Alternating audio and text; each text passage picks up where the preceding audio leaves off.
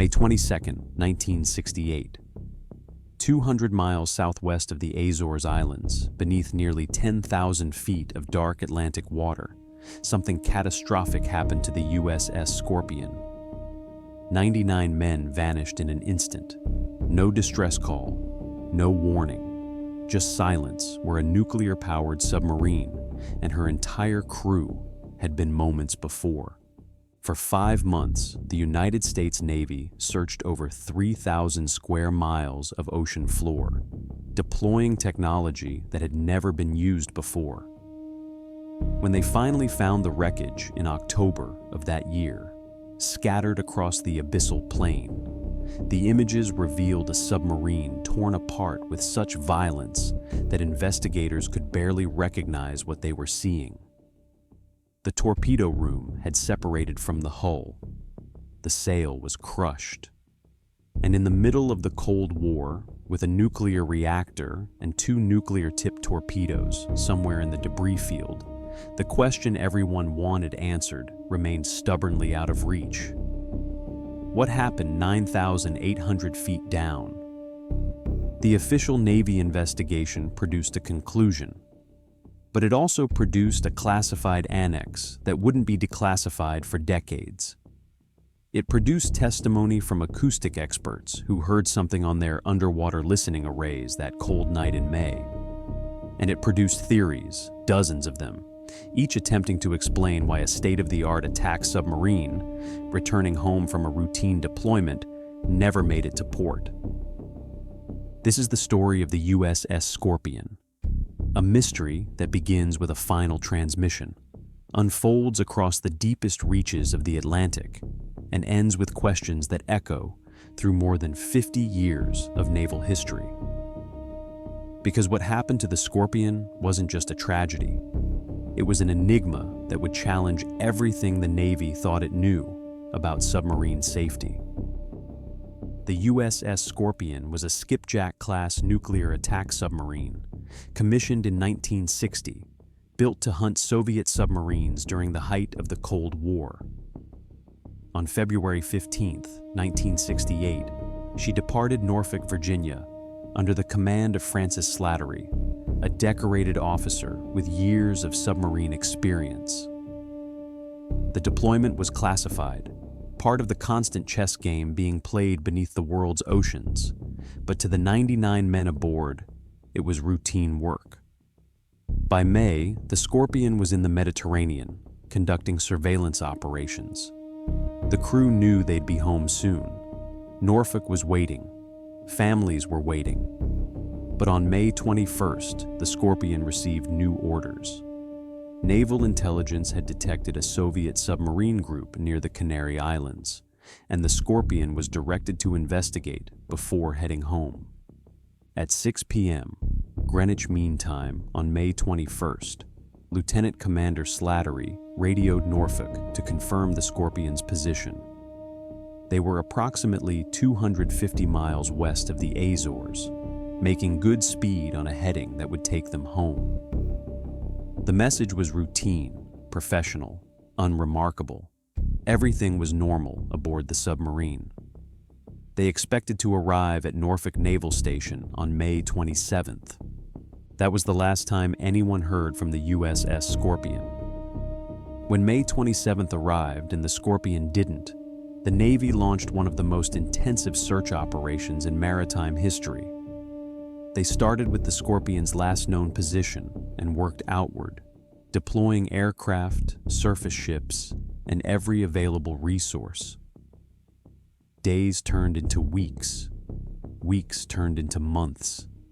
The Atlantic Ocean is vast, and a submarine on the bottom is nearly impossible to find without knowing exactly where to look. But the Navy had something most people didn't know about: a top-secret network of underwater listening devices called SOSUS, Sound Surveillance System, designed to track Soviet submarines. On the morning after the Scorpion's last transmission, SOSUS hydrophones had detected something: a series of acoustic events, sounds that could be interpreted as a submarine breaking apart under immense pressure. The recordings were analyzed, reanalyzed, and used to calculate a search area.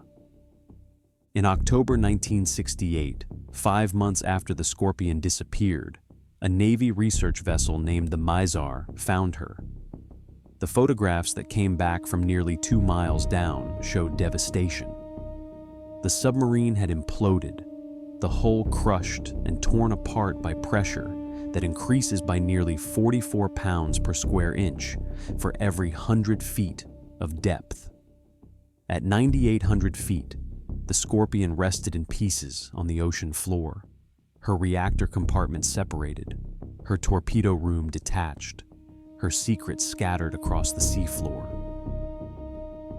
The Navy convened a court of inquiry in December 1968. They examined every piece of evidence.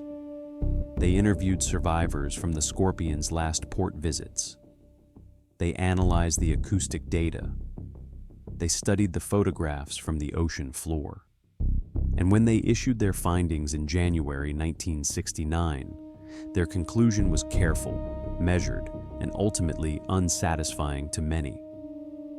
The official findings stated that the Scorpion was lost due to an internal explosion, likely caused by a torpedo malfunction. The theory went like this.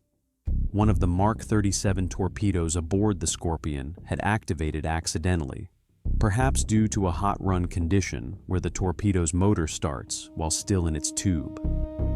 Standard procedure would be to eject the malfunctioning torpedo, but if it had already armed itself, the torpedo might have circled back toward the submarine, guided by its own homing system. The explosion would have been catastrophic. But this official conclusion came with complications. The Navy also produced a classified annex to the investigation, portions of which wouldn't be released for decades. When researchers and journalists finally gained access to some of these documents in the 1990s and 2000s, alternative theories began to emerge, each with its own supporting evidence. Some investigators pointed to the Scorpion's maintenance history. The submarine had been experiencing problems with her trash disposal unit, a seemingly minor issue that required flooding and pressurizing a hull compartment.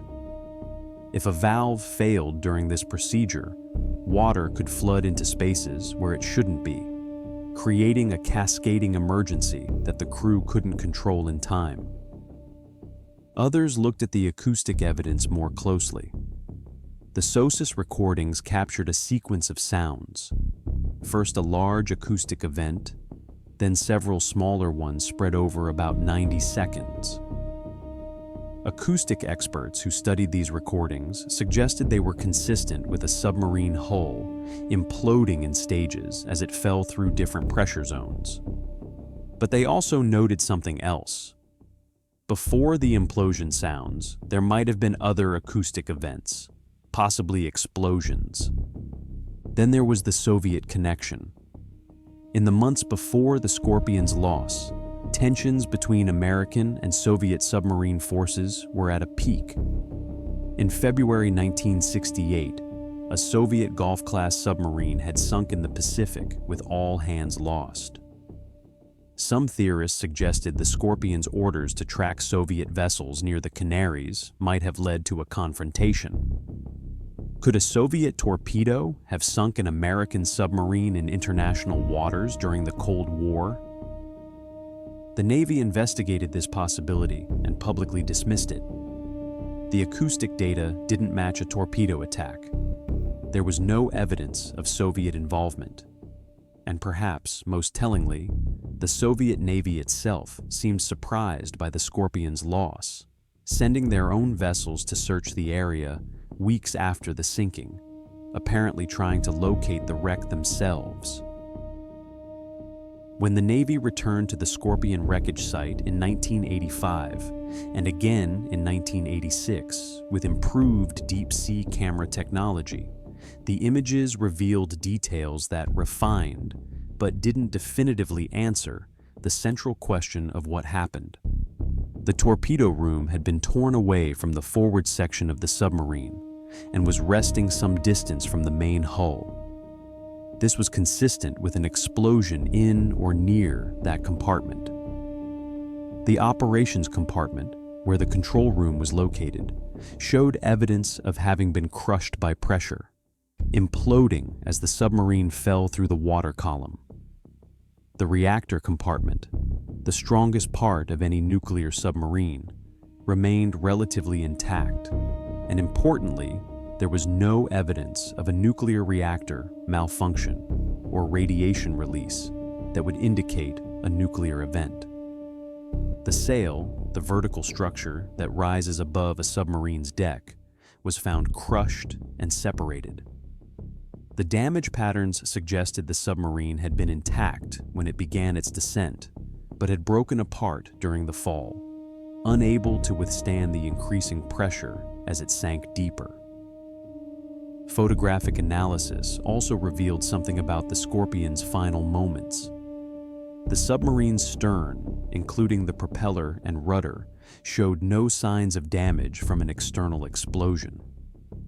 If the Scorpion had been attacked, investigators would expect to see scarring, fragmentation damage, or other evidence of an external detonation. None was present. In 1993, the Navy conducted another investigation, this time with access to declassified documents and testimony that hadn't been available to the original court of inquiry. They reviewed all the theories again: torpedo malfunction, trash disposal unit failure, battery explosion, flooding casualty, Soviet attack. Their conclusion remained largely unchanged. The most likely cause was an internal explosion, probably involving one of the Mark 37 torpedoes, though they acknowledged that certainty was impossible. What the photographs couldn't show was the human element.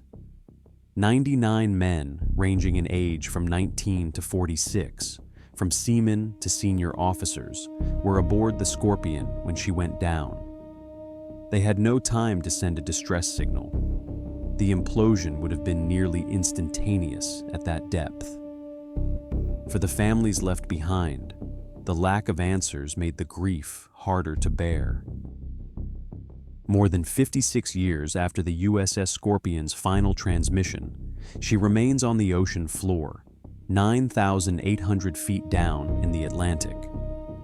The Navy has designated the site as a memorial, off-limits to civilian exploration.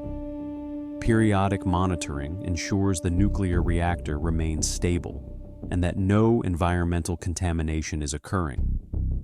The wreck is protected, preserved in the darkness where she came to rest in May 1968. In the decades since the disaster, submarine safety protocols have been completely overhauled. The Mark 37 torpedo, if it was indeed the culprit, was eventually phased out. New systems, new safeguards, and new training procedures were implemented across the fleet. The lessons learned from the Scorpion and from the USS Thresher, which was lost 5 years earlier, reshaped how the Navy approaches submarine operations. But the mystery endures. Despite multiple investigations, despite acoustic analysis, despite deep-sea photography and declassified documents, no one can say with absolute certainty what caused the catastrophic failure that destroyed the Scorpion. The evidence points toward an internal explosion. The torpedo theory remains the most widely accepted explanation. Yet gaps remain in the timeline, inconsistencies in the acoustic data, and questions about what exactly happened in those final moments. For the families of the 99 men lost aboard the Scorpion, the uncertainty has been a burden carried across generations. Some have pushed for additional investigations. Others have found what peace they can with the Navy's conclusions. All of them share a common bond: the knowledge that their loved ones rest together in the deep Atlantic, part of a mystery that may never be fully solved. The USS Scorpion was the last American nuclear submarine lost at sea. In the silent darkness, 2 miles beneath the surface, she serves as both a grave and a reminder of the risks taken by those who operate beneath the waves. What happened 9,800 feet down may remain forever beyond our reach, preserved in the crushing pressure and eternal night of the deep ocean.